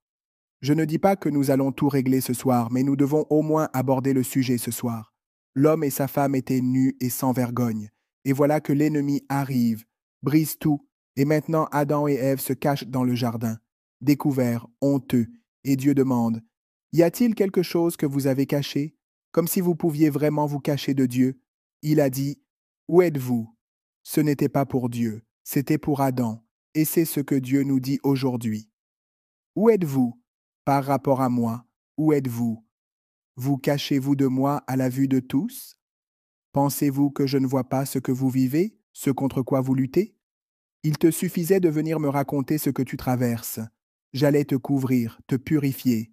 J'ai toujours eu à cœur de te donner le meilleur, mais maintenant tu te caches et tu marches dans la honte, et tu confesses ce que l'ennemi a dit de toi plutôt que ce que j'ai déclaré à ton sujet. Il est si facile de croire le moindre, si difficile de croire le plus grand. C'est facile. Je suis né dans le péché et façonné dans l'iniquité. Mais il est difficile pour vous d'entendre, je t'ai créé pour dominer. Qu'il domine et domine sur les poissons de la mer, les oiseaux du ciel et les bêtes des champs. Vous laisserez quelqu'un d'extérieur à l'Église dire, voyez, vous essayez de faire quelque chose qui n'est pas biblique. Tout le monde doit lutter. Nous savons déjà qu'à cause de la condition déchue de l'homme, nous allons lutter, mais cela ne change rien à l'intention originelle de Dieu. Il n'a jamais voulu que ce soit si difficile. Il n'a jamais voulu que ces larmes vous bercent jusqu'à vous endormir. Il n'a jamais voulu que le cœur brisé soit l'absolu de votre vie. Dieu a voulu que vous marchiez dans la beauté, l'harmonie, l'amour, la paix et la joie. Et il voulait que vous ayez la maîtrise de vos émotions, de votre esprit, de votre famille et de vos enfants. J'ai un amen, je suppose. Je prêche à une seule personne. L'ennemi nous a fait croire que le mariage est un piège, le vieux boulet. On ne voit jamais de bons mariages à la télévision. Tout le monde est toujours malheureux. Ils en font une plaisanterie. C'est ce que veut l'ennemi. Il veut semer la corruption. Le mariage n'est pas notre création. Nous ne l'avons pas créé. Dieu l'a créé, et l'ennemi veut le corrompre, le pervertir, le minimiser et le rabaisser. Mais le mariage est sacré et il a été créé par Dieu pour être un modèle du Christ et de l'Église sur terre, et c'est pourquoi l'ennemi le combat comme personne d'autre, car il ressemble à Jésus. Le mariage n'est pas un piège, c'est un choix. C'est choisir le processus de développement plutôt que la sécurité du familier. Et c'est un choix, je parle aux hommes maintenant. J'attends Dieu. Il va me montrer mon Ève, il va me montrer ma côte. Arrête de jouer, sois un homme, prends une décision, approche-la avec humilité, honneur et intégrité, et tu la trouveras attirante. Interrogez Dieu à ce sujet, puis poursuivez votre chemin jusqu'à son terme raisonnable. Cela vous obligera à rendre des comptes. Voyez si c'est Dieu. Sinon, reculez avant de la blesser, car Dieu veut qu'elle soit protégée. Mesdames, arrêtez de révéler tous vos secrets dès la première rencontre, le premier rendez-vous, le premier Starbucks. Protégez votre cœur, car de votre cœur jaillissent les problèmes de la vie. Arrêtez de tout leur dire, ne lui donnez pas tout, ne vous dévalorisez pas, ne lui donnez pas la partie la plus précieuse de vous-même au cours d'un repas. Il faut que vous m'aidiez, car je vais bientôt devoir partir. Ce que j'ai appris, c'est que le mariage est un miroir et un scalpel. C'est la façon dont Dieu vous montre ce que vous étiez avant que le mariage ne vous trouve. Le mariage n'est pas magique. On ne devient pas quelqu'un du moment où l'on dit oui. On entre dans quelque chose du moment où l'on dit oui. C'est pourquoi le mariage est réservé aux hommes, pas aux garçons. Enfant, je pensais comme un enfant. J'agissais comme un enfant. Je raisonnais comme un enfant. Mais devenu homme, j'ai mis de côté les choses enfantines. Le célibat, passé un certain temps, est enfantin. C'est mignon pendant un moment, mais maintenant, vous avez 42 ans. Il faut aller de l'avant et prendre une décision. Le mariage est un choix. Et ce choix est tellement empreint de la promesse de Dieu que, lorsque vous le faites, il vous promet la faveur qui l'accompagne. J'essaie d'aider quelqu'un, car si vous êtes marié ici et que vous ne vous en souvenez pas, vous avez obtenu la faveur. Certains d'entre vous ont des années de faveur inexploitées. Je me prépare à crier pour vous. Pour chaque mariage ici, peu importe qu'il tienne à peine, juste un mince morceau de coton américain entre vous et la Dieu, si vous êtes toujours ensemble, Dieu peut commencer à réparer ça. Sais-tu combien tu es apprécié par cette femme à côté de toi? Sais-tu combien tu es apprécié par cet homme qui t'a donné cette bague? Sais-tu combien tu es apprécié? Il y a tellement d'appréciation dans le mariage. Dieu veut le bénir. Il veut souffler dessus. Il dit, quand tu trouveras une femme, je te donnerai de l'appréciation. Ça veut dire que je soufflerai sur tes idées, je soufflerai sur ton entreprise, je soufflerai sur tes espoirs et tes rêves, je soufflerai sur les choses auxquelles tu penses, parce que l'appréciation est inhérente au métier. Les gens parlent de mariage, peu importe. Je vais rester célibataire, je resterai célibataire, tout simplement. C'est bien. Si vous êtes appelé à être célibataire, que Dieu vous bénisse, mais nombreux sont ceux qui croient en Dieu pour une alliance divine qui produit des fruits divins. Amen. Et si les gens disent, eh bien, j'ai divorcé, et moi? Vous auriez dû prêcher cela il y a 6 ans. La véritable domination se trouve dans l'acceptation personnelle de ses choix. Quand on marche vraiment dans la domination, on peut dire « J'ai commis des erreurs ici et là, et j'ai des faiblesses ici et là, mais, Seigneur, je vais te les soumettre et te donner la domination sur elles. J'ai la domination, tu me l'as donnée. Je vais recevoir ton autorité dans ce domaine. Je veux que tu viennes arroser ces endroits arides de mon jardin, dans le jardin de la compréhension, dans le jardin de l'engagement de la compréhension. Seigneur, aide-moi. Seigneur, fais-moi grandir. Seigneur, fais-moi mûrir parce que je dois me battre pour ma famille. Aide-moi ici. Quand on domine, on ne peut s'empêcher de produire de la grandeur. Voyez-vous, nous avons renoncé à la grandeur chez les autres alors qu'elle nous a été assignée. Nous avons renoncé à donner la parole à d'autres alors que Dieu l'a conçue pour nous. La grandeur est mon droit en tant que fils du Dieu très haut. La grandeur est votre droit en tant que fille du roi. Ce n'est pas une suggestion, c'était un ordre. Dominez, dirigez-la, soumettez-la, remplissez la terre. La domination, c'est savoir qui Dieu vous a créé. Et une fois que vous savez quelque chose, vous ne pouvez plus l'ignorer. Vous ne pouvez pas me dire que 2 plus 2 ne font pas 4. Je sais que c'est 4. 1 plus 3, c'est 4. 4 plus 0, 4. Je le sais. Je sais que Jésus est réel. Je le sais. Je sais qu'il est mort pour mes péchés. Je le sais. Je sais que Dieu m'a poussé à choisir la femme que j'ai choisie. Je le sais. Ne laissez pas l'ennemi entrer. Dieu vous l'a-t-il dit? Auriez-vous dû prendre cette décision? Attention à la façon dont l'ennemi entre en jeu. Il n'entre jamais quand tout va bien. Il entre quand il y a des drames. Il guette le moment de faiblesse, le moment de questionnement. Il guette le moment où il peut s'immiscer. C'est un menteur, un sale diable. Il veut briser votre foyer, car en le brisant, il prend votre descendance. Le pasteur Craig et moi avons eu une petite réunion sympathique avant le dîner ce soir, et il m'a demandé, on discutait, et on a fini par se demander « Comment va ta mère ?» Je le lui ai dit. On parlait de mes parents et de leur divorce quand j'étais très jeune, et il m'a demandé « Tu connaissais ton père ?» J'y ai réfléchi et j'ai dit non. Je crois que j'ai vu mon père 4 fois dans ma vie. Et pour une raison ou une autre, ça m'a touché ce soir. Et ce n'est qu'en étant assis là ce soir-là que j'ai compris que le diable ne s'en prenait pas vraiment à mon père pour lui. Il s'en prenait à mon père à cause de moi. Il savait qu'il aurait plus de chances de me détourner du destin si je n'avais pas un père qui perturbait mes plans. Si seulement je pouvais me débarrasser de ce père et de ce mari, le soutien de la maison, l'homme qui unit la famille, si je pouvais le sortir de sa position, je pourrais commencer à murmurer à sa fille, et je pourrais murmurer à son fils, et je pourrais murmurer à ses enfants, et je pourrais faire en sorte que cette femme se sente mal aimée et dévalorisée. Et Dieu dit que j'ai besoin que les hommes comprennent le pouvoir et l'autorité que je vous ai donnés. Je m'adresse à tous les maris ici présents. Si votre femme est là, prenez-lui la main. Dites-lui que vous l'aimez. Peu importe si vous vous disputez en chemin, prenez-lui la main et dites-lui « Chérie, je t'aime ». Je sais qu'on a traversé des moments difficiles, mais au moins on les traverse. Au moins, on est toujours ensemble. Ma fille, je suis tellement amoureux de toi, tu ne m'entends pas. C'est le Saint-Esprit. Je sais que mon heure est venue, pasteur Joël. Il est en déplacement, alors je vais. Non, je joue. Je vous aime, pasteur. Je sais que vous me regardez. Je sais que vous me regardez quelque part, avec vos beaux cheveux, louez le Seigneur. D'accord. L'ennemi ne combattait pas mon père juste pour le tuer. Il voulait voir, car si on peut se débarrasser de celui qui est censé s'occuper du jardin, on peut semer ce qu'on veut. Mais d'une manière ou d'une autre, d'une manière ou d'une autre, même si mon père est parti, j'avais une mère qui priait dans ce jardin en disant « Seigneur, ne laisse pas la mauvaise herbe du divorce tuer mon fils. ne laisse pas cette communauté tuer mon fils. Seigneur, ne le laisse pas être comme les gens qui l'entourent. Seigneur, il sera différent.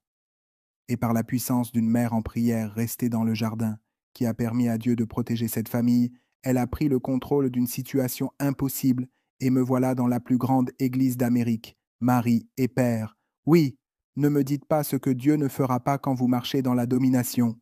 Que quelqu'un loue Dieu dans cette 4e section, là-bas. Je ne sais pas pourquoi vous êtes assis. Que quelqu'un loue Dieu ici. Mon temps est écoulé, mais nous devons nous battre pour ça. J'en ai assez que le diable déchire des familles. J'en ai assez qu'il ruine le mariage. Le mariage n'est pas un fardeau. Le mariage est une bénédiction. Alléluia. Oui, il faut y travailler, mais c'est mon jardin. Vous verrez peut-être des mauvaises herbes, mais qu'en est-il des vôtres? Vous en avez aussi. Ne vous inquiétez pas pour mon jardin. Dieu va m'aider avec mon jardin. Ne me donnez pas tant que toutes vos mauvaises herbes n'auront pas disparu.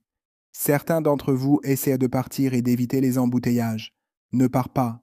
C'est à toi que je parle. Monsieur, en chemise bleue. Il essaie de partir comme si c'était une église noire. Levez le doigt. Il dit « Qu'est-ce que je suis censé faire ?» C'est vrai, il ne va nulle part. Redescendez tous les deux. C'est vrai, c'est de ça que je parle, mon pote. C'est de ça que je parle. Vous savez quoi? Il y a d'autres frères qui doivent se rendre à cet hôtel au plus vite. C'est un mercredi vraiment peu orthodoxe. Marie et Père, il faut que vous vous leviez et que vous disiez « Je vais prendre le contrôle de ma famille. Je vais protéger mes enfants. » Regardez ces hommes de Dieu. Savez-vous ce que ça fait aux femmes de Dieu quand les hommes commencent à parler de leur juste place? Quand les maris commencent à aimer leurs femmes comme le Christ a aimé l'Église, savez-vous à quel point cela fait de mal à l'enfer? Savez-vous à quel point cela encourage les célibataires? Il y a des hommes prêts à adorer Dieu en esprit et en vérité le mercredi soir. Et lorsque ces hommes commencent à adorer Dieu, cela libère tout le potentiel de la femme qui est à vos côtés. Regardez comme il est facile pour les femmes de se prosterner dans cette atmosphère.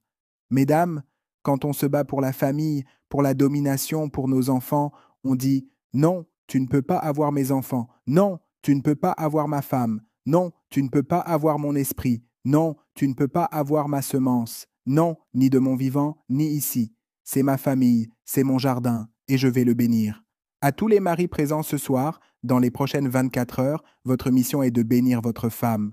Trouvez un moyen. Faites quelque chose d'inattendu. Peut-être que vous travaillez dur tous les deux et que vous ne pouvez pas rentrer cuisiner. Apportez quelque chose. Apportez des fleurs, une carte, des bonbons. Jouez un de ces vieux morceaux de l'époque où vous aviez des papillons l'un pour l'autre. Nous commençons une nouvelle série intitulée Famille bénie. Famille bénie, et je tiens à vous dire que, quelle que soit votre situation, que vous soyez marié, célibataire, veuf ou divorcé, Dieu vous parlera, car nous allons explorer sa parole. Mais je veux parler de la famille. Je vais parler des maris et des femmes. Je vais parler des enfants. Je vais parler de... Je ne sais même pas comment le dire correctement. Je prie sincèrement que le Seigneur m'éclaire sur ce point, mais nous allons parler des enfants adultes. Aujourd'hui, nous allons commencer par la famille brisée. Et si nous devons commencer par là, c'est parce que nous venons tous d'une famille brisée. Même si vous veniez d'un bon foyer chrétien, vos parents étaient quand même brisés. Même s'ils ne se sont pas séparés ou n'ont pas divorcé, ils sont brisés. Nous naissons brisés, car nous venons tous de la première famille brisée, celle d'Adam et Ève. Dieu a placé Adam et Ève sur cette terre, et leur chute a eu un effet qui vous affecte encore aujourd'hui. Nous avons tous de l'ADN biologique, des caractéristiques génétiques. Nous les avons tous dans notre corps, ces caractéristiques biologiques héritées d'Adam et Ève. Nous avons aussi hérité d'eux un ADN spirituel, des caractéristiques génétiques spirituelles qui nous poussent à agir et à penser d'une certaine manière. Nous avons hérité cela de la chute. Je vais donc vous montrer aujourd'hui les 3 conséquences de la chute. Leur chute, ce qui est arrivé à l'humanité et ce qui nous affecte encore aujourd'hui et pour lequel nous avons besoin de l'aide de Jésus. Alors, laissez-moi vous dire ceci. Même s'il n'y avait que 2 personnes sur terre dans Genèse 3, Adam et Ève, Caïn et Abel sont apparus dans Genèse 4. Même s'il n'y avait que 2 personnes, je veux le dire ainsi, chaque personne sur terre, et je sais qu'il ne s'agissait que d'Adam et Ève, mais chaque personne sur terre avant la chute entretenait une relation parfaite avec Dieu et entre elles. Et en quelques versets seulement, chaque personne sur terre était dans une relation brisée avec Dieu et entre elles. C'est ce qui s'est passé à la chute. Genèse 3, verset 1. Le serpent était le plus rusé de tous les animaux des champs que l'Éternel Dieu avait fait. Il dit à la femme, Dieu a-t-il vraiment dit, vous ne mangerez pas de tous les arbres du jardin? La femme répondit au serpent, nous mangeons du fruit des arbres du jardin, mais quant au fruit de l'arbre qui est au milieu du jardin, Dieu a dit, vous n'en mangerez pas et vous n'y toucherez pas, de peur que vous ne mouriez. Le serpent dit à la femme, vous ne mourrez point. Remarquez qu'il cite Dieu de manière totalement erronée. Non, vous ne mourrez pas. Il le contredit.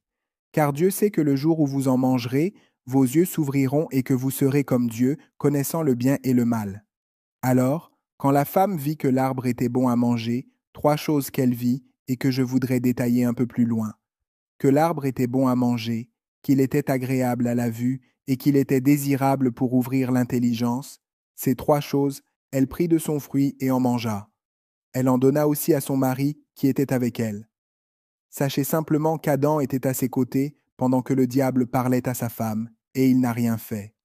Alors, ne dites jamais, les hommes, enfin, vous savez, les femmes, car vous étiez là, avec elle, et il en mangea aussi.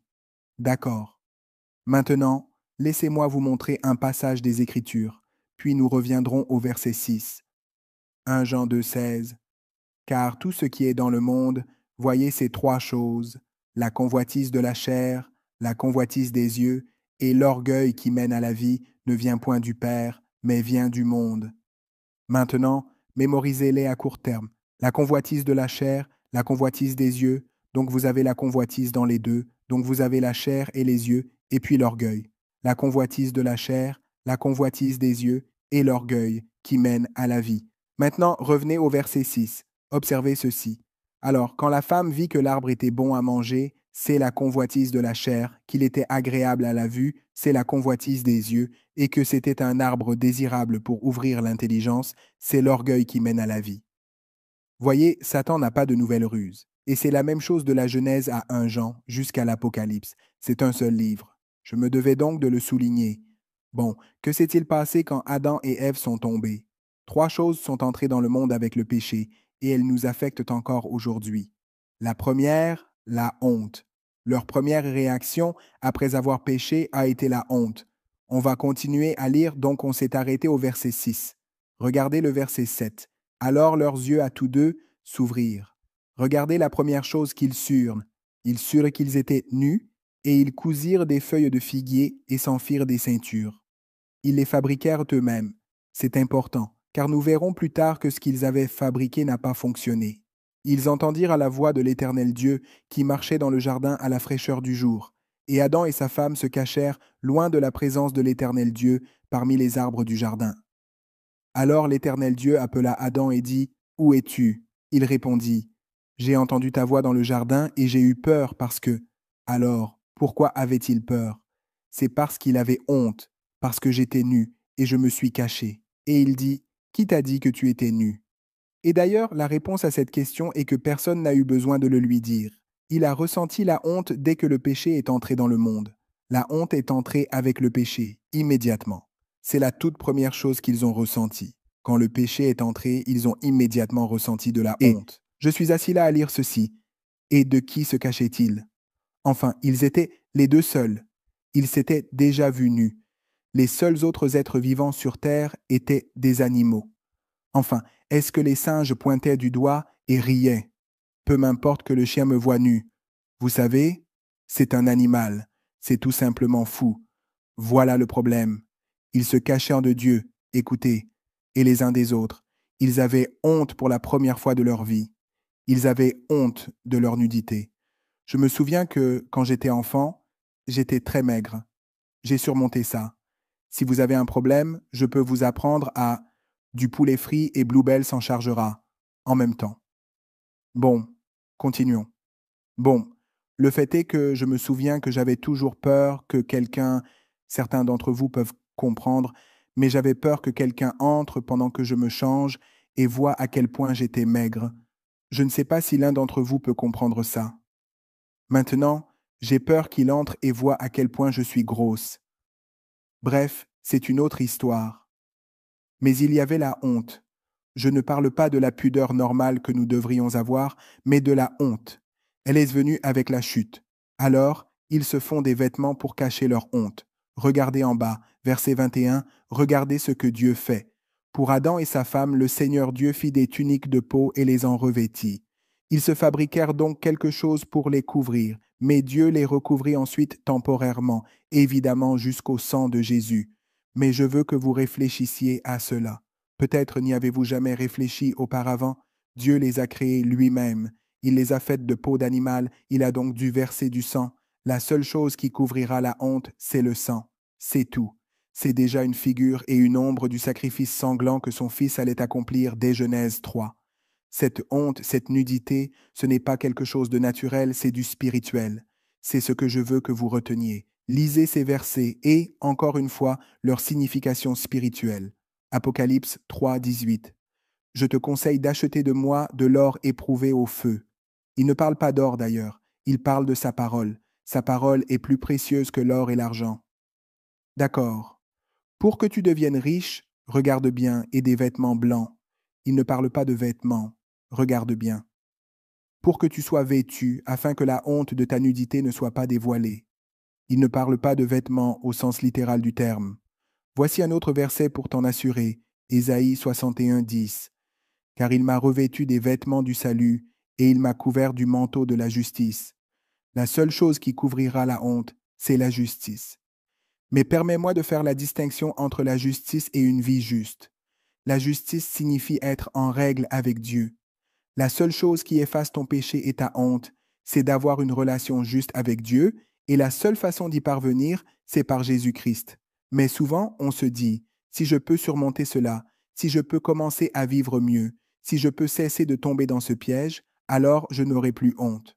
Tu peux le faire et nous devrions vivre dans la justice. Je ne dis pas qu'il ne faut pas, mais je vous dis que cela ne réglera pas la honte. La seule chose qui règle la honte, c'est Jésus-Christ. C'est tout. La justice déposée sur votre compte. Sachez aussi que le péché a été effacé du compte de chaque personne dans le monde lorsque Jésus est mort sur la croix. Il est mort pour le monde entier. Il est mort pour le monde entier. Me suivez-vous? Dieu a déjà réglé votre péché. Si vous croyez simplement en Jésus, alors il déposera la justice de son Fils, sur votre compte. Le problème que j'ai remarqué, c'est que depuis que je suis sauvé, je commets encore des erreurs. Combien d'entre vous ont, vous savez, pété les plombs, perdu leur sang-froid, dit des choses qu'ils n'auraient pas dû dire, commis des erreurs, ou fait quelque chose qu'ils n'auraient pas dû faire, depuis qu'ils sont sauvés?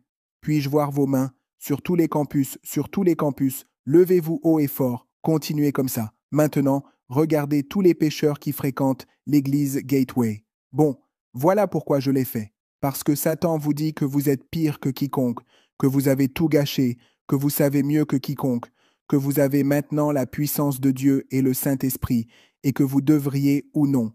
Personne d'autre ne gère ce genre de choses. Vous êtes sauvés depuis 20 ans maintenant, et vous êtes toujours aux prises avec ce genre de choses. C'est ce qu'on appelle être humain. C'est comme ça que ça s'appelle.